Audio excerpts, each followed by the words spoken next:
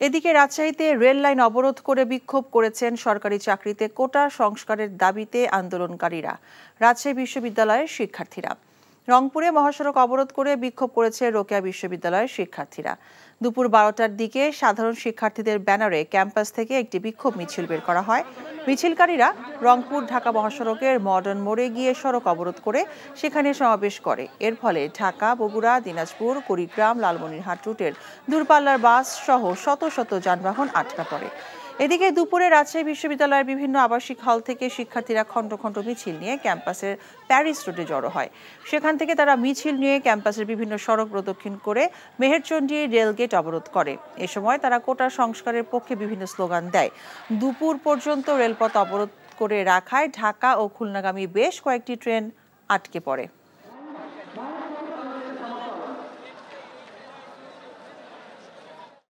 এখন জন্ম সনদ দিয়ে খোলো বিকাশ স্টুডেন্ট অ্যাকাউন্ট।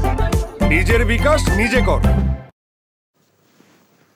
রাজশাহীর ঘটনাস্থলে আছেন আমাদের সিনিয়র করেসপন্ডেন্ট সমর সাজু। আমরা তার সাথে এখন সরাসরি কথা বলছি।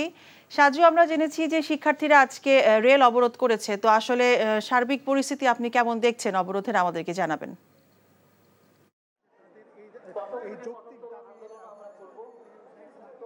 এখন জন্ম সনদ দিয়ে খোলো বিকাশ স্টুডেন্ট অ্যাকাউন্ট।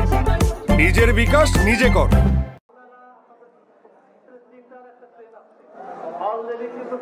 হ্যাঁ মিতা, আমি এই মুহূর্তে আছি রাজশাহী যে রেলওয়ে স্টেশন থেকে রাজশাহী বিশ্ববিদ্যালয় রেল স্টেশনের মাঝামাঝি মেহেরচণ্ডী এলাকায়।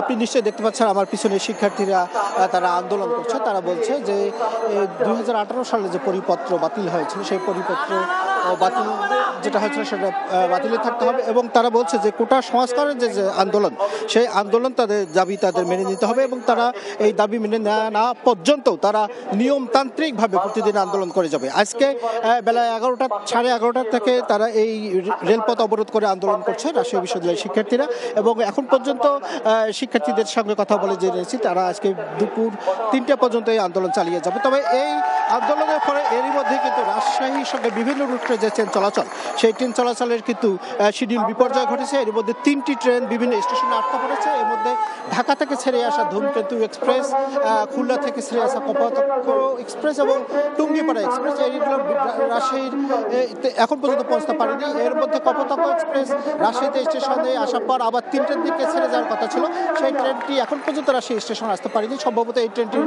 শিডিউল বাতিল করবে কর্তৃপক্ষ, যদিও কর্তৃপক্ষ এখন পর্যন্ত আমাদের নিশ্চিত করেনি। তবে বিভিন্ন রুটে যে ট্রেনগুলো আটকা পড়েছে এবং আমরা খোঁজ দিয়ে জেনেছি বিভিন্ন স্টেশনে যেসব যাত্রী আটকা পড়েছে তারা তাদের ভোগান্তি এখন চলে উঠেছে, এবং সাধারণ যাত্রীদেরও দাবি তাদের এবং সাধারণ মানুষ যারা তারাও শিক্ষার্থীদের সঙ্গে একাত্মতা ঘোষণা করে তারা বলেছে যে এই যে আন্দোলন সেই আন্দোলনের জন্য যত দ্রুত সম্ভব সুরাহা করা হয়। রাজশাহী থেকে জানছিলাম কোটা বিরোধী শিক্ষার্থীদের আন্দোলনের খবর।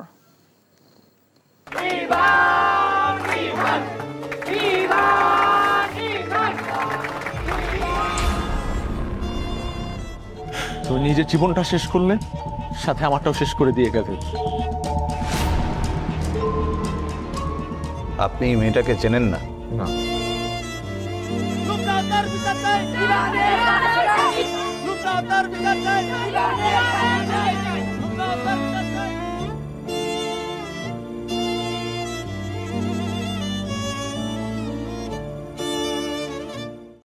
এখন জন্ম সনদ দিয়ে খোলো বিকাশ স্টুডেন্ট অ্যাকাউন্ট।